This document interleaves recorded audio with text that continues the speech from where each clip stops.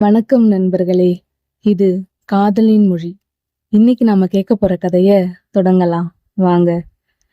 அரக்கனை ஆளும் அக்ஷரா கதையின் 11வது அத்தியாயம். சூரியனின் இளங்கதிர்கள் அந்த பிரம்மாண்டமான மாஸ்டர் பெட்ரூமின் தேக்கு மர ஜன்னல் திரைகளை தாண்டி உள்ளே பரவின. அறையில் பரவியிருந்த மல்லிகை பூக்களின் வாசம் இன்னும் முழுமையாக விலகி இருக்கவில்லை. கட்டிலில் படுத்திருந்த அக்ஷராவின் இமைகள் மெல்ல அசைந்தன. கண்விழித்து பார்த்தவளுக்கு இரவின் சம்பவங்கள் ஒவ்வொன்றாக நினைவுக்கு வந்து உடலெங்கும் ஒருவித அதிர்வை ஏற்படுத்தின. ஆரியன் சோஃபாவில் இல்லை. சட்டென்று எழுந்து அமர்ந்தவள் தன் அடர் சிவப்பு பட்டு சேலையை சரி செய்தபடி சுற்றிலும் பார்த்தாள். அப்போது பாத்ரூமின் கதவு கிரீச் என்ற மெல்லிய ஒளியோடு திறக்கப்பட்டது.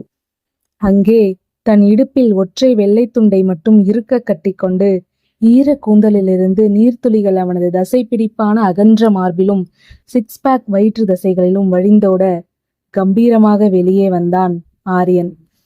அவனது உடலிலிருந்து வீசிய அந்த பிரத்யேக சோப்பின் நறுமணமும் ஆண்மையின் கதகதப்பும் அறையெங்கும் பரவின.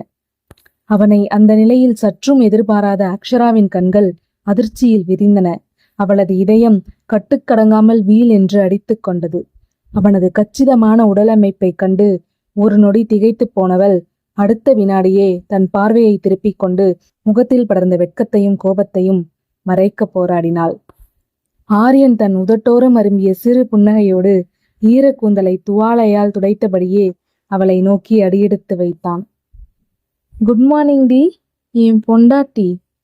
இப்படி விரிச்சு பாக்குறத பார்த்தா இந்த புருஷனோட உடம்பு உனக்கு ரொம்ப பிடிச்சிருக்குன்னு நினைக்கிறேன் என்று அவனது காந்த குரலில் குறும்போடு கேட்க அக்ஷராவின் கண்கள் தன்னிச்சையாக சிவந்தன. சி, மூடிட்டு போடா என்று ஆவேசமாக சீறியவள் கட்டிலில் இருந்து பாய்ந்து எழுந்து தன் சேலை முந்தானையை சரி செய்தபடி மின்னல் வேகத்தில் பாத்ரூமுக்குள் நுழைந்து கதவை டங் என்று சாத்தினாள். ஆரியன் அவளது பதற்றத்தையும் அழகிய தவிப்பையும் ரசித்தபடி உரக்க சிரித்தான். பாத்ரூம் கதவை உள்பக்கமாக பூட்டிய அக்ஷரா கதவின் மீது சாய்ந்து நின்று மூச்சு வாங்கினாள். அவளது நெஞ்சுக்கூடு படபடவென அடித்துக் கொண்டது. என்ன உடம்பு இவனுக்கு, கொஞ்சமாவது பூச்ச நாச்சம் இருக்கா என்று மனதிற்குள் அவனை திட்டி தீர்த்தாள். குளிர்ந்த நீரில் தன் கோபத்தையும் அனலையும் தனித்து கொண்டு குளித்து முடித்தாள். ஆனால் தன் கூந்தலை துவாலையால் சுற்றிய பிறகே அவளுக்கு அந்த மாபெரும் உண்மை உரைத்தது. அவள் நேற்றிரவு இந்த பங்களாவிற்கு தன் துணிமணிகள் எதையுமே எடுத்து வரவில்லை. திருமணத்தின் போது கட்டிய அந்த அடர் சிவப்பு பட்டு சேலையை தவிர வேற எந்த மாற்று உடையும் அவளிடம் இங்கே இல்லை. ஐயோ, இப்ப என்ன பண்றது?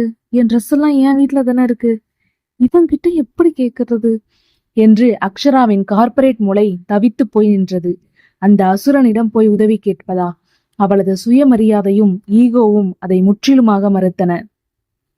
வேறு வழியின்றி பாத்ரூம் கதவை மெதுவாக, மிக மெதுவாக ஒரு அங்குலம் மட்டும் திறந்து வெளியே எட்டி பார்த்தாள். அங்கே ஆரியன் தன் கருப்பு நிற ஃபார்மல் பேண்ட் அணிந்து சட்டையின் பொத்தான்களை கழற்றி விட்டபடி கண்ணாடியின் முன்னால் நின்று தன் தலைமுடியை சரி செய்து கொண்டிருந்தான். அக்ஷரா தொண்டையை செருமி தன் குரலை முடிந்தவரை கம்பீரமாக மாற்றிக்கொண்டு ஏய் ஆரியன் என்று அழைத்தாள். ஆரியன் கண்ணாடியின் வழியே கதவோரம் தெரிந்த அவளது மெல்லிய முகத்தை பார்த்து லேசாக சிரித்தான். என்னடி என் பொண்டாட்டி, பாத்ரூம்குள்ளேயே கூப்பிடுற அளவுக்கு என் ஞாபகம் வந்துருச்சா? ரொம்ப கற்பனை பண்ணிக்காத என்று பற்களை கடித்தாள் அக்ஷரா. நான் அவசரத்துல இங்க வரும்போது என் ட்ரெஸ் எதையுமே எடுத்துட்டு வரல. உன் வீட்டுல ஏதாவது ட்ரெஸ், காட்டன் சட்டையோ இல்ல வேற ஏதாச்சும் இருந்தா கதவு கிட்ட வச்சுட்டு நகர்ந்து போ. ஆரியன் திரும்பி தன் கைகளை கட்டி கொண்டு அவளை நோக்கி நிதானமாக நடந்து வந்தான். அவனது உதட்டோரம் ஒரு கெத்தான புன்னகை மின்னியது. உன் ட்ரெஸ் இங்க இல்லைன்னு உன்கிட்ட யார் சொன்னது அக்ஷரா? அக்ஷரா குழப்பத்துடன் அவனை பார்க்க ஆரியன் அங்கிருந்த பிரம்மாண்டமான வாக்கின் வார்ட்ரோப் கதவை திறந்தான். அங்கே அக்ஷராவின் வீட்டில் இருந்த அவளது அத்தனை விருப்பமான ஃபார்மல் உடைகள், கோட் சூட்கள், சேலைகள் முதல் பிராண்டட் ஆடைகள் வரை எல்லாமே மிக நேர்த்தியாக அடுக்கி வைக்கப்பட்டிருந்தன. அக்ஷராவின் கண்கள் ஆச்சரியத்தில் விரிந்தன. இது எப்படி இங்க வந்துச்சு? உன்னை என் கோட்டைக்குள்ள கூட்டிட்டு வரணும்னு முடிவு பண்ண அடுத்த வினாடியே உனக்கு பிடிச்ச அத்தனை விஷயங்களும் இங்க இருக்கணும்னு நான் ஏற்பாடு பண்ணிட்டேன்டி. நீ தூங்கிட்டு இருக்கும் போதே உன் வீட்டுல இருந்து அத்தனை ட்ரெஸ்ஸையும் இங்க கொண்டு வர வச்சுட்டேன் என்று நிதானமாக சொன்னவன் அவளது அடர் நீல நிற ஃபார்மல் கோட் சூட்டை எடுத்து வந்தான். அவன் அதை கதவோரம் வைக்காமல் கதவை சற்று தள்ளி பிடித்து கொண்டு அவளது முகத்திற்கு மிக அருகில் குனிந்தான். ஈர கூந்தலோடு கழுத்து வளைவில் நீர்த்துளிகள் மின்னி மறைய பாத்ரூம் கதவின் பின்னால் ஒளிந்திருந்த அக்ஷராவின் அழகில் ஆரியன் ஒரு நொடி மயங்கினான். ட்ரெஸ்ஸ வாங்கறதுக்கு ஒரு ஃபீஸ் இருக்கே அக்ஷரா என்றான் அவளது மூச்சுக்காற்றை தன் முகத்தில் வாங்கியபடி. என்னடா பிளாக்மெயில் பண்றியா? அவள் உதடுகளை கடித்து கொண்டு கோபமாக சீர ஆரியன் அலட்சியமாக சிரித்தபடி தன் கன்னத்தை காட்டினான். இங்க ஒரு சின்ன முத்தம், அவ்வளவுதான். இல்லனா என்று இடைவெளி விட்டவன் அவள் கையில் இருந்த உடைகளை லேசாக ஆட்டியபடி, இந்த ட்ரெஸ்ஸ அப்படியே கொண்டு போய் வார்ட்ரோப்ல வச்சிருவேன். அப்புறம் நீயே வெளியே வந்து எடுத்து போட்டுக்க வேண்டியதுதான். அது வரைக்கும் நான் இங்கிருந்து நகர போறதும் இல்லை என்று கெத்தாக சொல்லிவிட்டு அவளையே ரசித்து பார்த்தான்.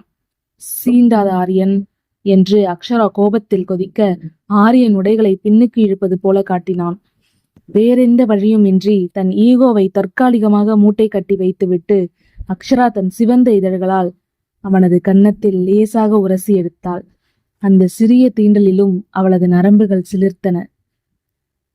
ஆரியன் வெற்றிகரமான புன்னகையோடு உடைகளை அவளிடம் கொடுத்து அவளது ஈரக்கூந்தலை மெல்ல கலைத்து விட்டு நகர்ந்தான்.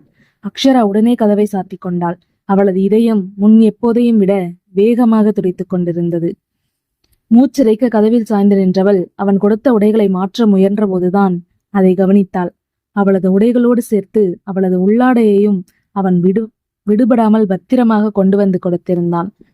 அதை அவன் கொஞ்சமும் அலட்டிக் கொள்ளாமல் தன் குறும்புத்தனத்தோடு மட்டும் கொடுத்திருந்த விதம் நினைவுக்கு வர அக்ஷராவின் கன்னங்கள் சட்டென்று சிவந்து போயின. அக்ஷரா தன் உடைகளை மாற்றிக்கொண்டு கூந்தலை விரித்து விட்டபடி அந்த மாஸ்டர் பெட்ரூமிற்குள் எட்டெடுத்து வைத்தாள். அவளது முகம் இப்போதும் லேசான வெட்கத்தினாலும் கட்டுப்பாடற்ற படபடப்பினாலும் சிவந்திருந்தது. பாத்ரூம் கதவு திறக்கப்படும் சத்தம் கேட்டு ஆரியன் திரும்பினான். அக்ஷரா வெளியே வந்தாள். ஆனால் அவள் முழு ஃபார்மல் சூட் அணியவில்லை. ஒரு வெள்ளை நிற சட்டையும் அடர் நீல நிற பேண்ட்டும் அணிந்திருந்தாள். சாயம் போன அந்த வெள்ளை சட்டை அவளது உடலோடு ஒட்டி அவள் குளித்து விட்டு வந்த ஈரத்தை கச்சிதமாக பறைச்சாற்றியது. அவளது ஈர கூந்தலிலிருந்து வழிந்த நீர்த்துளிகள் வெள்ளை சட்டையின் தோள்பட்டை மற்றும் முதுகு பகுதியில் பட்டு துணியை லேசாக நனைத்திருந்தன. அந்த ஈரத்தினால் சட்டை சற்று டிரான்ஸ்பரண்டாக மாறி அவளது பட்டு போன்ற சருமத்தின் நிறத்தை உள்ளே இருந்து லேசாக காட்டிக் கொடுத்தது. அனைத்திற்கும் மேலாக அவளது வெள்ளை சட்டையின் முதல் பொத்தான் இன்னும் போடப்படாமல் இருந்தது. அவள் பாத்ரூமில் இருந்து அவசரமாக வெளியே வந்ததில் அதை கவனிக்கவில்லை போலும். அவள் திறந்திருந்த கழுத்து பகுதி அவளது அழகிய கழுத்து வளைவையும் ஆழமான நோனைக்கையும் தாராளமாக வெளிப்படுத்தியது. ஈரமான கூந்தலின் சில இழைகள் அந்த கழுத்து வளைவில் பட்டு புரண்டன. அவளை அந்த நிலையில் பார்த்ததும் ஆரியனின் அத்தனை கட்டுப்பாடுகளும் நொடியில் தகர்ந்தன. அவளது தூய்மையான அழகும் அந்த தற்செயலான கவர்ச்சியும் அவனது இரத்த ஓட்டத்தை வேகப்படுத்தியது. அவனது கண்கள் அவளது திறந்திருந்த கழுத்து பகுதியிலேயே நிலைத்து நின்றன. இதுவரை அவளிடம் காட்டிய அதிகாரமும் குறும்புத்தனமும் மறைந்து அவனது பார்வையில் இப்போது ஒரு தீவிரமான ஆழமான காமம் கலந்த காதல் கொடியேறியது. அவனது அடிவயிறு தன்னிச்சையாக இருக அவனது ஆண்மை விழித்துக் கொண்டது. அவளை அப்படியே அள்ளி அணைத்து அந்த ஈரமான இதழ்களில் முத்தமிட வேண்டும் என்ற வெறி அவனுக்குள் தலை தூக்கியது. தன் பார்வையை அவளிடமிருந்து அகற்ற முடியாமல் ஒருவித மயக்கத்துடன் அவளையே பார்த்து கொண்டிருந்தான். அவள் அவனை கவனிக்காதது போல கடந்து செல்ல முயல ஆரியன் சற்றென்று அவளது மணிக்கட்டை பற்றி தன் பக்கம் இழுத்தான். ஏய், என்ன பண்ற ஆரியன் என்று அக்ஷரா பதற்றத்துடன் சீர, என்னடி, என்ன ஓவர் கம் பண்ணிட்டு போற வேகத்தை பார்த்தா இன்னும் உனக்கு என் மேல கோபம் குறையல போல இருக்கே என்று லேசான புன்னகையோடு கேட்டான். கைய விடுடா, உன் முகத்துல முழிக்கவே எனக்கு பிடிக்கல. என்னை விட்டு நகர ஆரியன் என்று அக்ஷரா அருவருப்பும் கோபமுமாக சீறிவிட்டு விலக முயன்றாள். ஆனால் ஆரியன் பின்வாங்காமல் அவளை நெருங்கி வர அக்ஷரா பின்னோக்கி நகர்ந்து அந்த பெரிய பெட்ரூமின் சுவரோடு சேர்த்து நின்று கொள்ள வேண்டியதாயிற்று. அவளது இருபுறமும் தன் கைகளை சுவரில் ஊன்றி அவளுக்கு வேறு வழி இல்லாதவாறு அவளை தன் உடலால் சிறைப்பிடித்தான். அவனது ஆண்மையின் நறுமணமும் அருகாமையும் அவளுக்குள் கடும் ஆத்திரத்தை கிளப்பியது. டை கட்ட வரலடி, என் பொண்டாட்டி கட்டி விடுவான்னு பார்த்தா அப்படி என்ன அவசரம் உனக்கு என்று அவனது ஆழ்ந்த காந்த குரலில் முணுமுணுத்தான். அவனது பார்வையில் இருந்த தீவிரமும் ஆண்மையின் நறுமணமும் அவளை நிலைத்தடுமாற செய்தன. நானா? எனக்கு வேற வேறையே இல்லையா? நகர ஆரியன் என்று அவள் அவனது மார்பை தள்ளிவிட முயன்றாள்.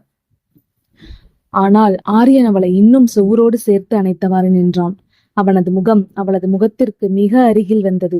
அவளது ஈரக் கூந்தலிலிருந்து வழிந்த ஒற்றை நீர்த்துளி அவளது கழுத்து வளைவில் இறங்குவதை அவன் கண்கள் பின்தொடர்ந்தன. நீ எவ்வளவுதான் என்னை விட்டு விலகி ஓட நினைச்சாலும் இந்த நொடி நீ என் பக்கத்துல தானே இருக்க. உன்னோட ஒவ்வொரு மூச்சு காற்றும் என்னதான் தேடுது என்றபடி அவன் தன் உதடுகளால் அவளது கழுத்து வளைவில் மென்மையாக உரசினான்.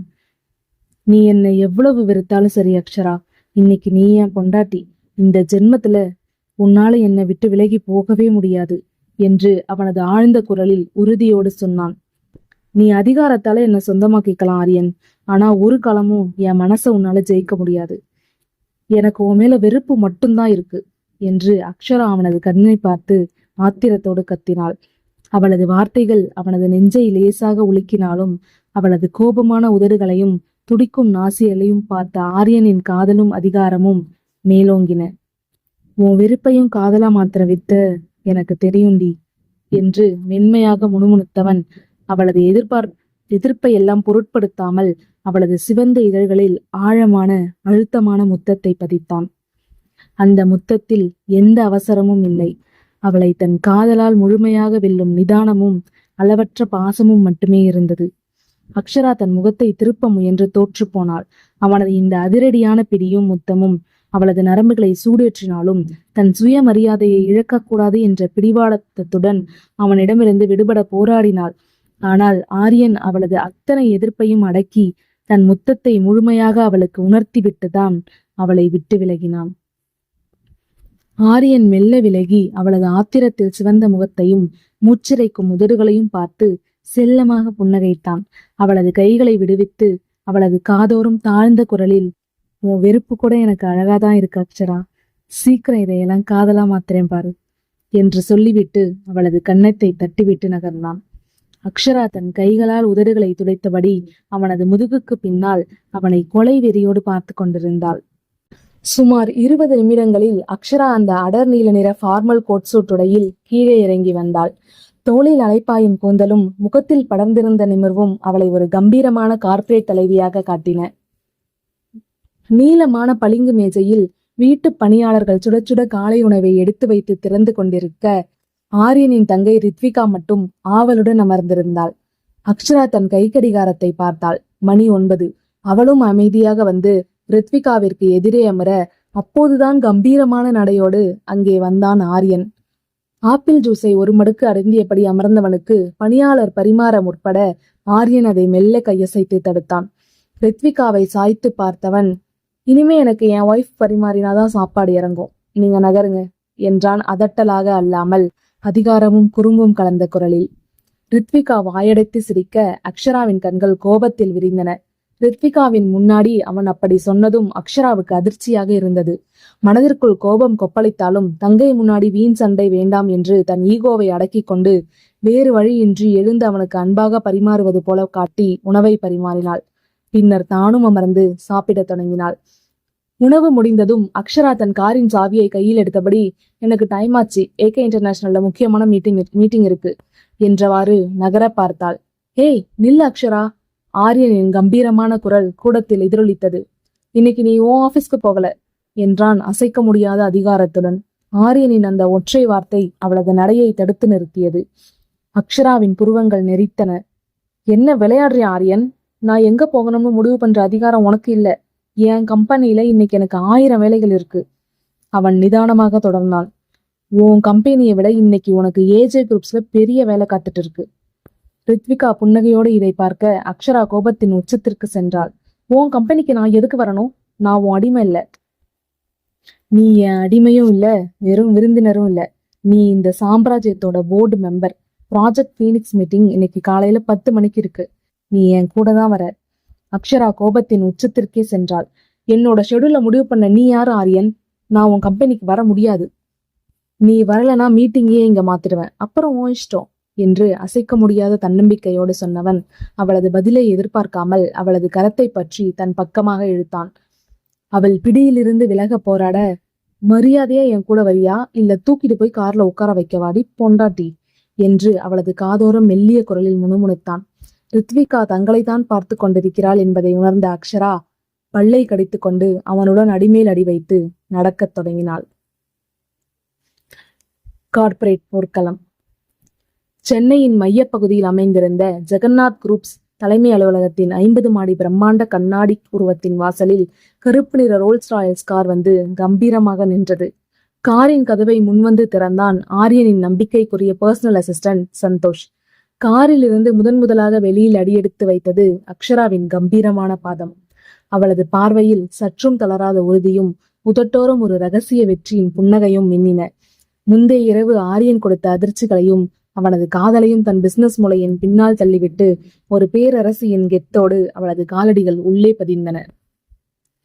அவளுக்கு பின்னால் இறங்கிய ஆரியன் அருகே அவனது நெருங்கிய நண்பனும் நிறுவனத்தின் முதன்மை ஆலோசகருமான ஆகாஷ் வேகமாக கைகுலுக்கி வந்தான்.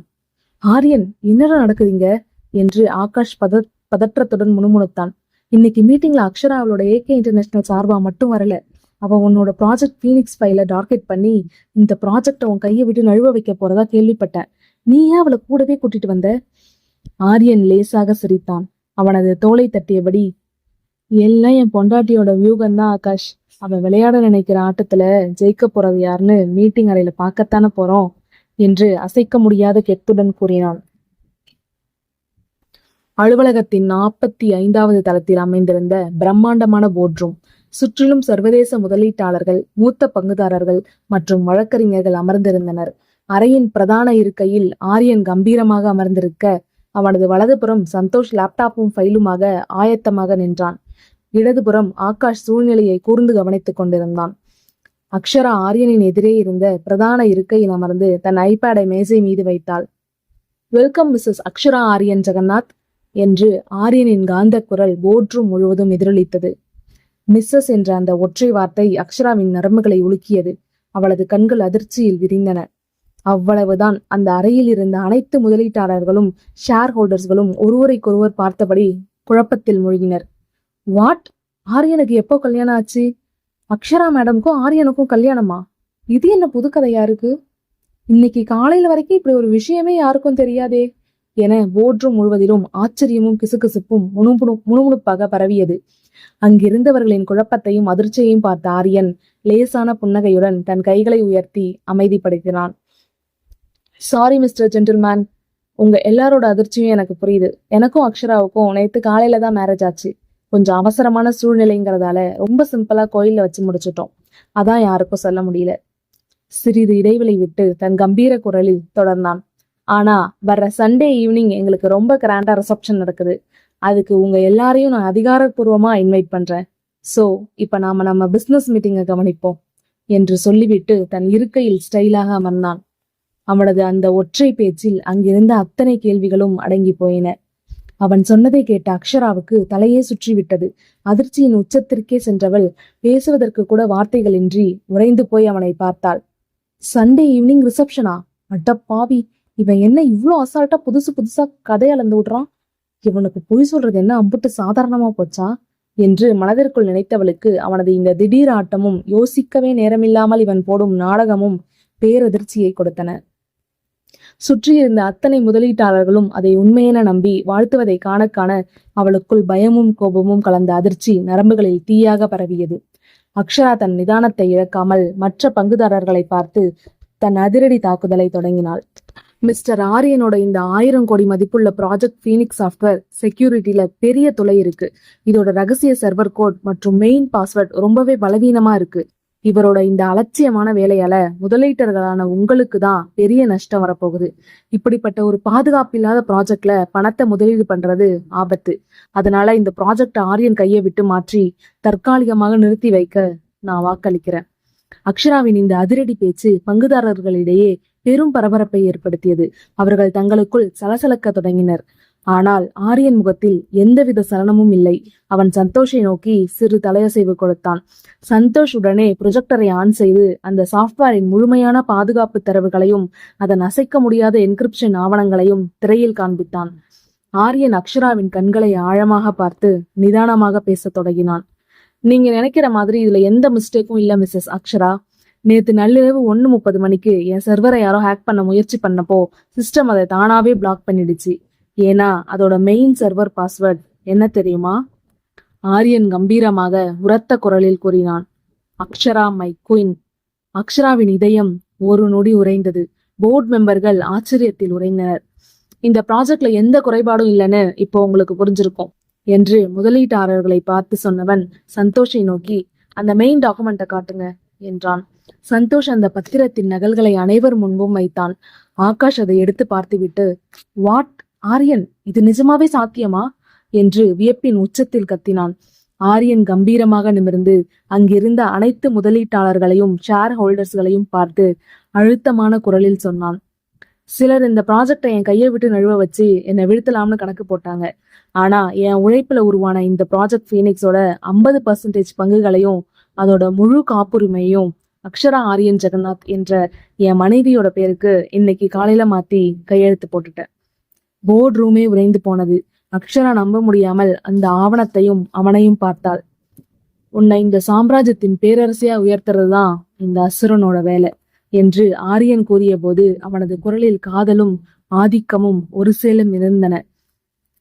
ஆரியன் தன் ப்ராஜெக்ட் ஃபீனிக்ஸ் ப்ராஜெக்டின் 50% பங்குகளையும் காப்புரிமையும் தன் பெயருக்கு மாற்றிய ஆவணத்தை கண்டு அதிர்ந்து போன அக்ஷரா இதை ஏற்றுக்கொண்டு அவனுடன் இணைய போகிறாளா, அல்லது இந்த 50% அதிகாரத்தையே ஆயுதமாக பயன்படுத்தி அவனது சாம்ராஜ்யத்தையே தன் கட்டுப்பாட்டிற்குள் கொண்டு வரப் போகிறாளா? அக்ஷரா மைகுன் என்ற பாஸ்வேர்ட் மூலம் ஆரியன் போர்ட்ரூமில் காட்டிய காதல் நிஜமானதா, அல்லது அக்ஷராவின் அடுத்தடுத்த நகர்வுகளை முடக்குவதற்காக அவன் வீசிய மிகப்பெரிய கார்ப்பரேட் வலையா? இந்த ஸ்டோரியோட கண்டினியூஷனை தெரிஞ்சுக்க நம்ம சேனலை சப்ஸ்கிரைப் பண்ணிக்கோங்க. நன்றி.